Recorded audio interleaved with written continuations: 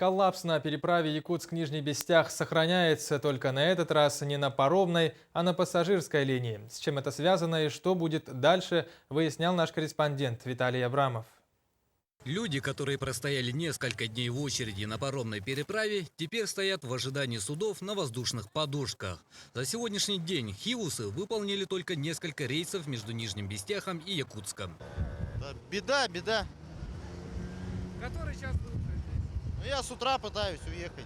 Отлично, ага. Сопли поморозили, с утра стоим. Люди здесь с детьми, беременные женщины, инвалиды. И что намерены предпринять? Ну что делать? Будем ждать до последнего уже. До вечера. До вечера, конечно. А есть место, где переночевать? Нет, конечно. А виной всему густой туман, образовавшийся в акватории Лены, и ледяные торозы на правом берегу. Суда на воздушных подушках просто не могут преодолеть их. И поэтому пассажирам приходилось пересаживаться по пути на аэроботы с металлическим днищем. Потому что они с мягким покрытием не могут пройти сюда. Рвутся сейчас острые, лед острый. Вот мы на твердом покрытии перевозим сюда, они там дальше, до Якутска.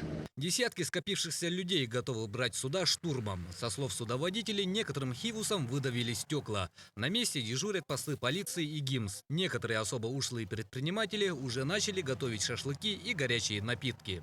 Пытались сходить, разведать обстановку, дошли до кромки и дальше двигаться не смогли, потому что не позволили торос.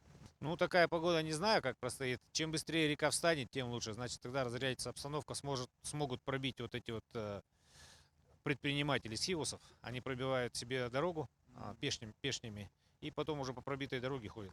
Тогда уже будет намного проще. Таким образом, в настоящий момент столица республики осталась без наземной связи со внешним миром. И никто не может дать гарантий, что завтра ситуация поменяется. Судоводители советуют узнавать обстановку утром. Виталий Абрамов, Иннокентий Максимов, Василий Петров и Егор Никифоров, НВК Саха, Якутск, Мегино-Кангаласский улус.